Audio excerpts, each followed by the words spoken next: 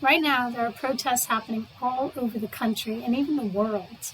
The Black Lives Matter movement has grown as a result of violence against Black citizens in the United States.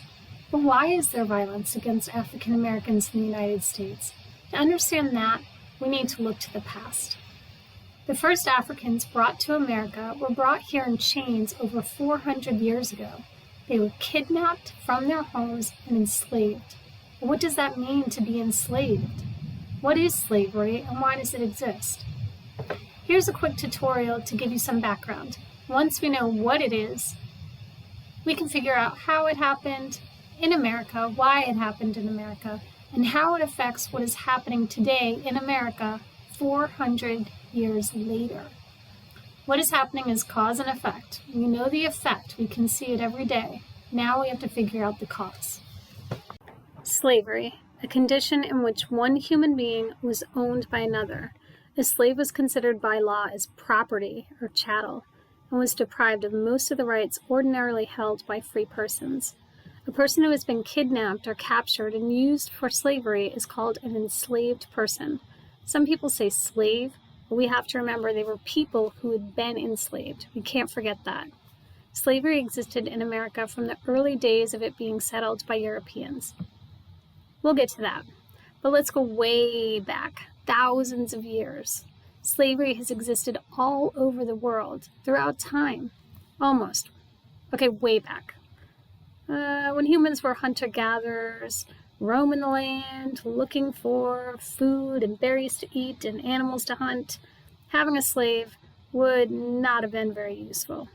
It would have been one more person to feed, one more person to care for, one more person to make sure it did not run away, so there were no slaves in hunter-gatherer times.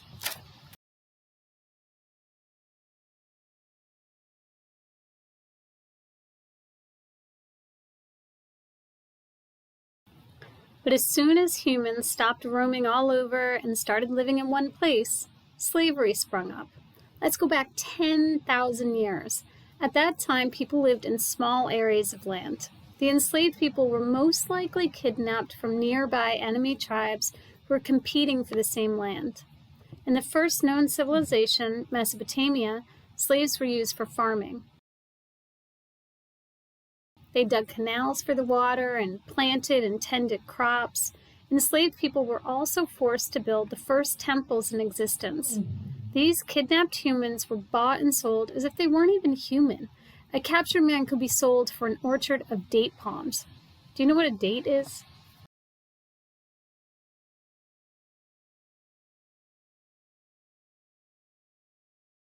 Mesopotamia had the first set of written laws about slavery, the Code of Hammurabi. These laws were written in about 1760 BC, a long time ago. The Code of Hammurabi had 282 different laws. Of those laws, 30 of them talked about slavery. So slavery goes back a long, long time. The laws explained how slaves were to be treated and what sort of punishments could be given. There was even a law saying that enslaved people could own other people. So slavery would look different all over the world, but this is the first written record we have of it. At the same time this code is written in Mesopotamia, there's another powerful dynasty happening nearby in Egypt. You've probably heard about the pyramids of Egypt, right?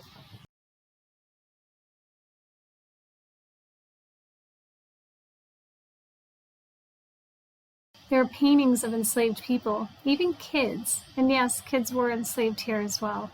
But what about kids? If your parents were enslaved, then you were enslaved. Records show that child slaves were to be raised and cared for by the wife or the mistress of the house. They were not allowed to do hard work.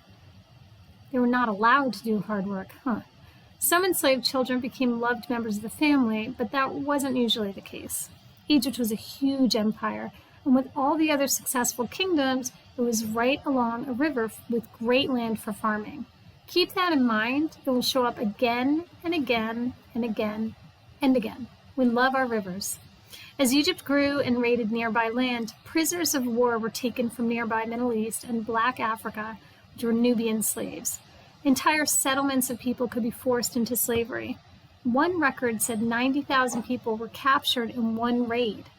Criminals were also forced into slavery. If an Egyptian was caught breaking the law, he could be forced into slavery.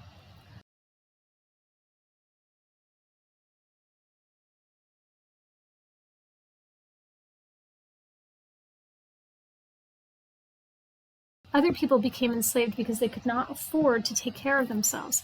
They didn't have food or a place to live. If they were enslaved, they could at least stay alive. Is that better?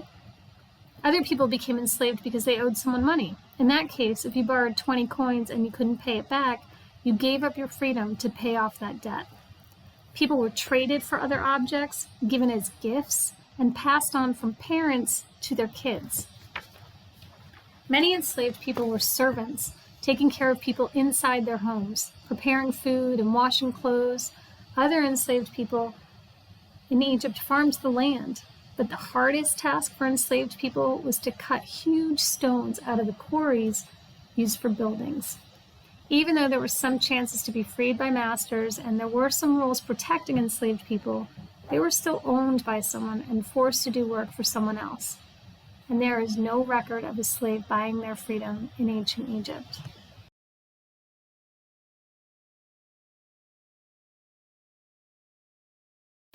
Let's head over to Greece. Ancient Greece is probably the first slave society on record. If you lived in Greece about 2,500 years ago, chances are you either were enslaved or you owned a slave. Even poor families had at least one slave. And yes, kids were enslaved here as well. One of the most famous scholars from that time, Aristotle, said that being enslaved was just a natural state for some people. Some people were just born to be slaves, and that was that. He said that slavery was a good thing for slaves because without masters, slaves would not know what to do with themselves. It was that common and that accepted. As with other places, the people who were forced into slavery were kidnapped from other places or even purchased from pirates. More about that later. In ancient Greece, having to work for someone else was an insult. So any job that involved working for someone else, slaves did. Builders, teachers, or entertainers. Can you imagine your teacher being your slave? Enslaved people in Greece were forced to work the land, be servants in the house, or worst of all, to work in the mines. There are records of more than 30,000 enslaved people working in silver mines. It was a very dangerous task, and many people died doing it. The laws were bizarre surrounding slavery. If a slave committed a crime, the master could be punished, and if a master was murdered, the enslaved person could be put to death. Let's move on. Over in the Roman Empire, just a hop away in Italy, there was another huge, rich slave society growing.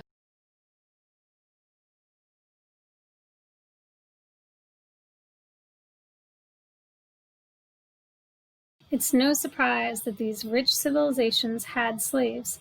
Which do you think came first, the rich society or slavery? Did slavery make people rich, or was there slavery because rich people could afford to buy slaves? Okay, so over in Rome, Rome was another slave society, just like Greece. Enslaved people were common to see in ancient Rome. 1 out of 5 people in the Roman Empire was enslaved. And there was a belief that for some people to be rich and free, others had to be enslaved. The society was structured that way. And it was a sign of status to have slaves. So rich Romans would walk through town with their slaves with them to show off how many slaves they owned and how rich they were. Throughout the Roman Empire, there were slave markets in each town, in the public square. This is similar to New Orleans, and we're going to tell you about that in another video. In fact, we're going to take you to a former slave market in New Orleans so you can see where people were bought and sold in our city. Slaves were paraded through town in Rome wearing signs around their neck that said what they were good at. This is like they were wearing an advertisement to be sold. Each successful battle fought, people were captured and enslaved.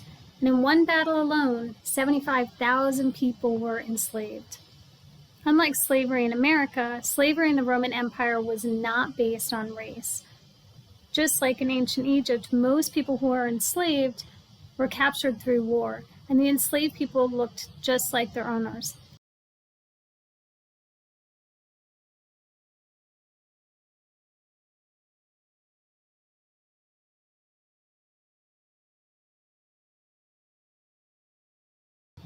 Like Greece and New Orleans, pirates in the Roman Empire bought and sold slaves as well. We'll come back to that in another video. And as with the previous slave societies we've been talking about, if a mother was enslaved, her children were also slaves, even if their dad was a free man. Laws protecting enslaved people in Rome did not exist. Masters could punish their slaves by whipping them and branding them. Slave owners could even kill their slaves for no reason, and there was no punishment. Enslaved people were forced to do all different kinds of jobs in the Roman Empire. They were farming, they were doing household stuff, craftsmen, builders. There were even enslaved teachers here. They were forced to tutor their master's kids. And no thanks. As with New Orleans, some enslaved people could be freed by the master or by purchasing their freedom. See this thing right here? This is actually a manumission stone that was given once an enslaved person was freed. Once they were freed, they had all the same rights as Roman citizens, except they could not be part of the government.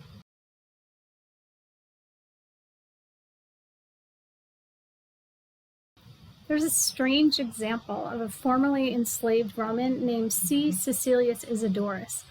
After becoming free, C. Caecilius Isidorus later went on to enslave other people, and at one point he had 4,000 slaves. Why do you think he would do that? Here's a weird factoid for you. If slaves tried to run away and they were caught, they were arrested for stealing themselves from their masters. Okay.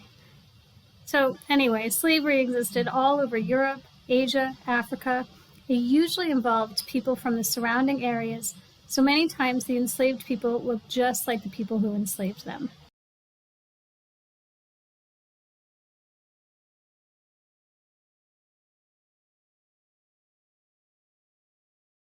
That changed in the 1400s when people from Africa began trading with people in Asia and then Europe.